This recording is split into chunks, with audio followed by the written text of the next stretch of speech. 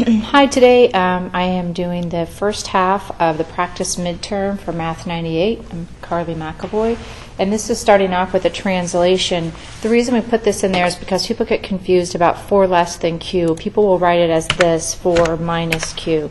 That doesn't say 4 less than Q. That says Q less than 4. And it doesn't have an inequality in it because it doesn't have the word is. So in this case, 4 less than Q means you start with Q and then you take 4 away from Q. 4 less than something is you're subtracting 4 from it. The second one has to do with fractions, and for a lot of people that's just a really tough spot, so we'll go through that one. We want to find a common denominator whenever we're adding and subtracting fractions. You could find a common denominator for the entire thing, or you could just find a common denominator for the subtraction part and then do the addition part later, which is what I'm going to do. All right, so the common denominator for 4 and 12 is 12. 12 is already a 12th, so I will just leave that one. And then for 4, you would say 3 times 4 is 12, so 1 times 3 is 3. So we have 3 minus 1, which is 2 twelfths, and then we have the plus 8. And then we want to find the common denominator for 8 and 12. And if you count by 12, let me see if I can fix this camera a little bit so we don't have that thing in there. If you count by 12s, 12, 24, once you hit 24, you realize 8 goes into 24, so that would probably work for us. So I'm going to make these into 24ths. 12 times 2 is 24, 2 times 2 is 4, 8 times 3 is 24, and 8 times 3 is 3. And so adding those together, 4 plus 3, is 7 24ths. Of course, we would reduce that to lowest terms if we had to, but we don't really need to here because there's no common factor between 7 and 24. So, 7 24ths. When we're classifying numbers, remember that natural numbers are the counting numbers. Integers are all the counting numbers plus their opposites, plus 0. 0 added into the natural numbers makes the whole numbers. Rational numbers are all the numbers that we deal with on a regular basis. Natural, whole, integers, those are all rational. Irrationals are the ones that never end and never repeat if they're put in decimal form. So 24 divided by 8 is actually 3, so that means it is a counting number or a natural number, and it's also an integer. And all those things belong into the rationals, but irrational, no, because you can't be rational and irrational at the same time. And I did a more thorough talk about this in the earlier section, so if you want to go back in the earlier homework and read about the different types of numbers, you could watch a video or go back and read that. That's in, let me just see, that's in section 4 of chapter 1. You can always tell where that comes from, so you could go read that part if you'd like. When you're comparing two numbers that are in absolute value form, you want to find the absolute value first and then compare the numbers.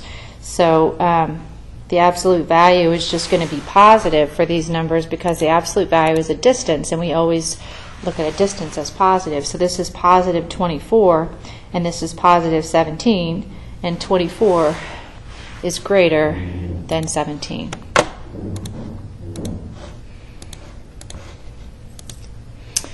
And then simplifying, well, you know, you get to use a calculator on your test, but I urge you to be able to practice at least simplifying things like this without having to use a calculator. I forgot to bring my calculator in today when I was coming in to make the video, so I'll fly without one. You could too. Just be careful. So we have negative 18. Negative negative is a positive 23. I'm going to leave that one as negative 8. And then you could say that this one is negative 4, plus a negative 4. You don't have to make that change, but you can make that change if it's something that helps you understand what's happening. So what I have is negative 4, negative 8, and negative 18. Those are all negatives. I'm just going to combine all of those together. 18 and 8 would be 26, plus 4 more would be 30. So I have 30 negatives and I have 23 positives. So then I say, do I have more negatives or more positives? I have more negatives by how many? That's 7. So the answer is going to be -7. So I did this video once today, and I went into copy it into another class and accidentally hit delete instead. So I'm doing this over again, so I have a pretty good idea of what's coming. All right, so we're multiplying all the way across, and we can say right away that this is going to be a positive answer because in the whole multiplication I have 2 negatives, and 2 negatives are going to make a positive. So -5 and -4, 3 and 7. When you're working something like this, you can change the order or you could change the grouping. Since I'm doing this in my head, I don't really want to have to multiply 15 times 28. I don't know what that is, and I don't have my calculator. So I'm going to regroup this and think about -4 times -5 and then 3 times 7. -4 times -5 is 20. 3 times 7 is 21. And that's something I can do in my head pretty easily because 2 times 21 is 42 plus another 0 is 420. So positive 420. The rearranging is the commutative property that says we can change the order without changing the answer if we have multiplication, and I just used it to my benefit. All right, the associative property is this. The associative property, we don't want to change the order. We want to leave the terms in the same order. So I'm still wanting S, 54, and R. But up here, 54 is associated or grouped with the S. And so to change that, I want to associate the 54 with the R. So I just moved the grouping. I did not change the order, but I did change the grouping. The property illustrated here, well, when you add 0 to something and it doesn't change it, then you could say it keeps its own identity. So 7z, even though we added 0 to it, is still 7z. That's the identity property of 0. The commutative property talks about changing the order. The associative property we just did changes the grouping. And the distributive property, we use it enough, you probably recognize that, as getting rid of the parentheses. So this one is just that. All right, then we're going to do inside the parentheses first on this because we're going to use order of operations. And order of operations say do what's inside the parentheses if you can, if there's something to do inside the parentheses, and then do the exponents, and then the multiplication, and finally the subtraction or addition, whatever you have left. So inside the parentheses, I have 5 minus 7. You could write that as 5 plus a -7, but either way, you should get -2. I have 5, I'm taking 7 away. I go 2 in the hole. Over here, 3 minus 5, again, I could rewrite that as 3 plus a -5 if I needed to see that. But what's happening is I have more negatives than positives by 2. Or you can think of it as I have 3, I'm taking 5 away, so I'm 2 in the hole. Then I'm going to do -2 to the 3rd power. That looks like this. Since I'm repeating a negative 3 times, that's going to be -8 overall. Right? And so that's -8 here and -8 over here also. They're both -8. When I multiply 2 times -8, I get -16. -4 times -8 is positive 32. And then I'm just saying, what do I have more of? And I have more positives than negatives by 16. So positive 16. Of course, this review is for you. If you don't need a review on this, skip forward to the parts that you need. Make sure that you spend the time on reviewing the things that you think you might have trouble with on your test. Inside the parentheses here, we have several things we can do inside the brackets, I should say. And inside the brackets, we have parentheses, so I'm going to work inside those innermost parentheses first. 2 to the 3rd power is 8. And then 8 minus 4 is 4. And then 3 times 4 is 12. Notice I'm not getting rid of my brackets until I completed everything inside there. Sometimes people drop those too soon and it makes mistakes happen. 12 plus 12 is 24 divided by 30, and I don't want to get a decimal here. What I want to do is simplify my fraction. I have 24 over 30. The common factor here is 6, so I get 4/5. People like decimals when they're students because calculator does decimals nicely, but most of your calculators do fractions nicely too. We don't like decimals. This one happens to be an exact decimal, 0.8, but a lot of them repeat. They're not exact. You should be getting used to putting your answer in fraction form and leaving it in fraction form. In this problem, we're going to simplify the numerator first and the denominator, and then we're going to combine the numerator and denominator together, but we do them independently first. Always remember you can slow that down at the bottom of the picture when you're watching this as a slide that you can slide. It says like ×1, and then you can slide over and do ×2, or you could go back and do slower if you want to pause it all together so you have time to think and write things down. Remember, this is your video. Use it to your benefit. 2 times -4 is -8. -5 times -2 is +10. -8 and +10 is +2. And 5 minus 8, I could write that as plus a -8, right? I have more negatives than positives by 3. And typically we like to write that with the negative out front or the negative in the numerator, but we don't like to leave a negative in the denominator. You may be asking, why did I flip that? I'm asking myself that as well. I don't know. Sometimes talking and writing don't work so well together. Should not have flipped it. So -2/3 is what I think it is. All right, simplifying an expression is not solving. Notice there is no equal to parts there. We cannot solve this and find out what y is, but what we can do is combine like terms, meaning terms that have the same variable to the same power, and clean this up a little, but we are not going to find out what y equals because we don't have an equal sign for that.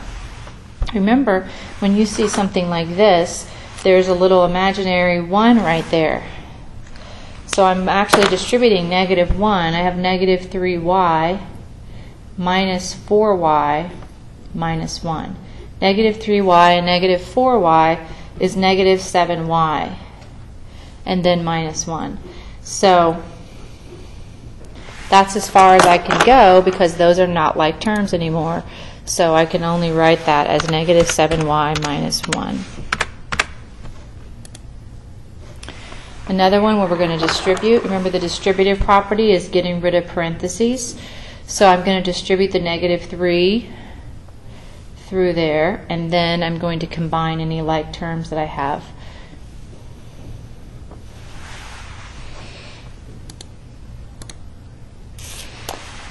-3 times 3y is -9y.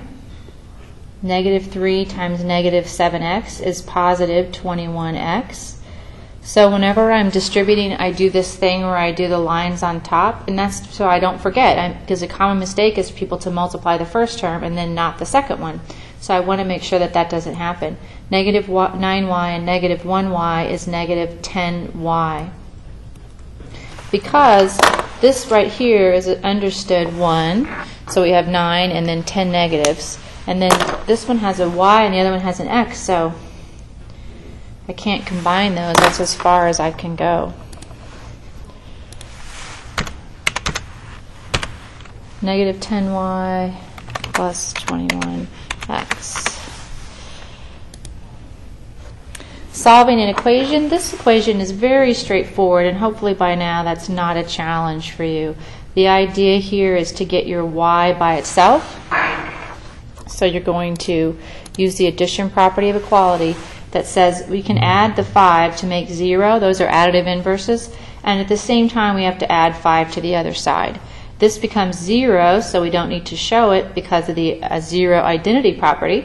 And 10 plus 5 is 15. When you're adding 0 to something, you don't have to show it because we just saw that other example where adding 0 to something doesn't change it. So we don't need to show the 0. We would just say y equals 15. Remember, you can check any equation by substitution. Just go back to where you used to have y and put in what y equals. And if you found the true solution, then your equation will be equal on both sides when you plug it in.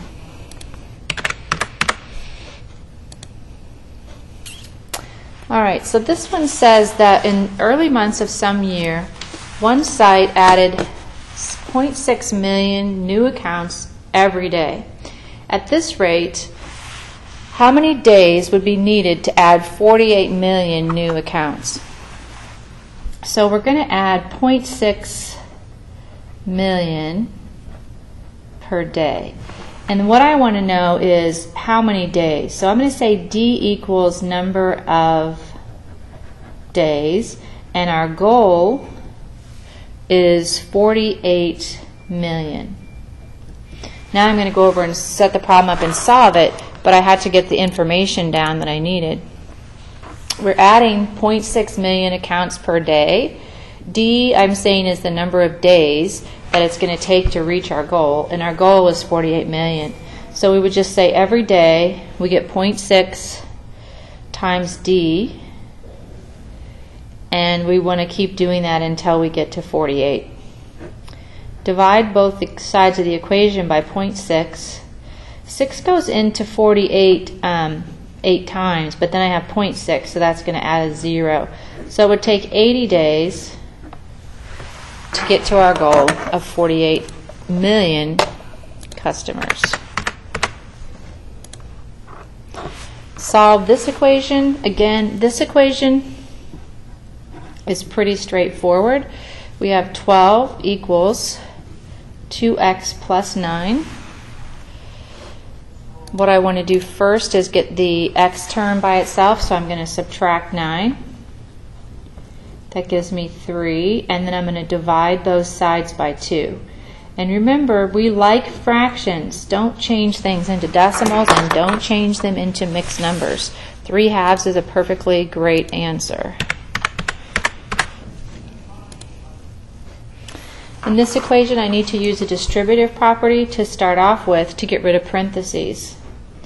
Notice that in the second set of parentheses, the only thing in front of it is a negative. So we assume that's a -1. We always assume a -1 when we don't see it. So it looks like this. That's like a distributing a -1. So I have -4t plus 20, -t minus 9. -4t and -1t is -5t, and 20 minus 9 is 11.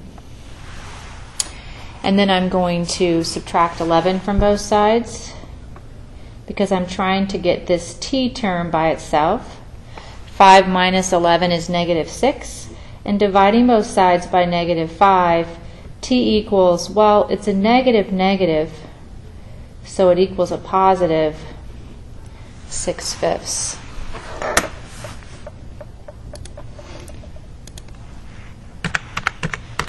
Notice I didn't turn it into a decimal, I didn't turn it into a mixed number, I just left it as it is.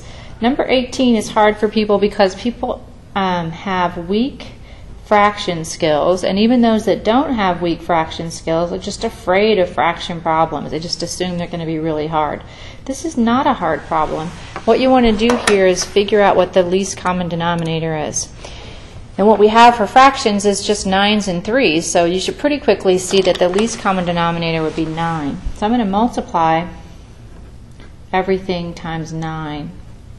I'm putting 9 over 1 just to remind myself that the 9 is in the numerator. I don't want to forget that this was a -8/9. So when I cancel my 9's here, -8x. Here, 3 goes into itself once, it goes into 9 3 times, and 2 times 3 then would be 6.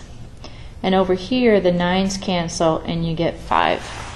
Look how easy that problem is now, and all we had to do was multiply everything by the LCD. It cancels out the denominators. We don't get a common denominator so that we have a bunch of fractions with the same denominator. We get rid of the denominators, which makes it easier. So I have negative 8x, and 5 minus negative 6 is negative 1. And getting rid of that negative 8 coefficient, the coefficient is the number next to the variable, I divide by negative 8. Negative 1 and negative 8, both negatives, means that overall I'm going to have a positive 1/8.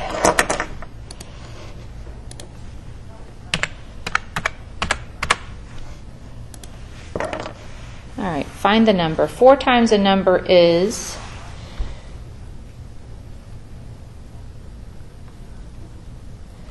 8 more than 2 times a number.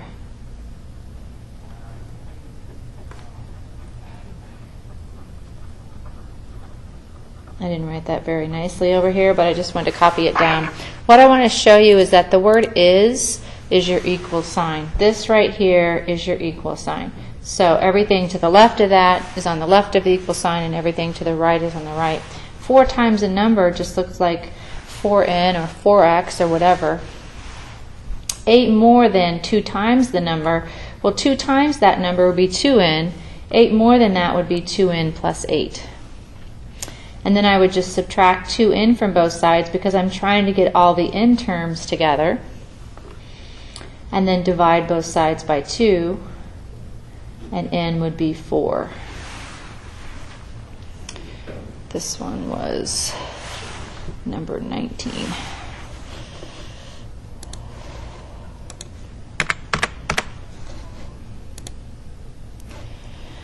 Okay, in some year the number of active users using a social media website was 10 million fewer than double the number of active users using a newspaper website.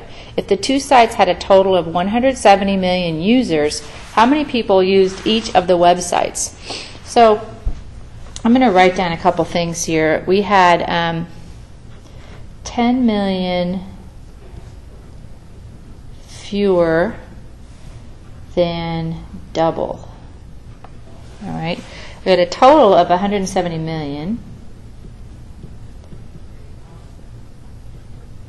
That's how many both together. And we had a newspaper website. We had users, what do they call them? Users, yeah. Users of the newspaper site and users of the social media site. Okay, so here's what I want to do. I want to write an expression that expresses how are we going to say the users of the newspaper site. I'm going to use the letter N for newspapers. Well, for the social media website, I don't want to use a new variable because I don't like to use more than one variable in an equation if I don't have to. So instead of using a new variable, I'm going to say 10 million fewer than double the number of users at the newspaper site. So double the number of users at the website would be 2n. 10 million fewer means that it's 2n minus 10. That's how I'm going to describe the users at the social media site. And what I know is if I add up all the users between the two sites, I get a total of 170 million. So I have n plus 2n minus 10 equals 170. That's the total users at that site. All right, and so 2n plus n is 3n. And then I'm going to add 10 to both sides. And then I'm going to divide both sides by 3. And that means I have 60. And what does 60 mean to me? Well, 60 million is how many people are using the newspaper website. And then if I want to figure out how many people are using the social media, I say 2 times 60 minus 10 because that's the expression that I said was going to describe that. So 2 times 60 is 120 minus 10 is 110. That's the social website, which is 110 million. And 110 and 60 adds up to 170, so I feel pretty good about that answer. The number of active users at the newspaper was 60, and if the other one was 110. And that's halfway through this practice midterm. For some of you, you're going to have more trouble with the second half, so make sure you find time to watch the second half, which I will do and have posted as soon as I can.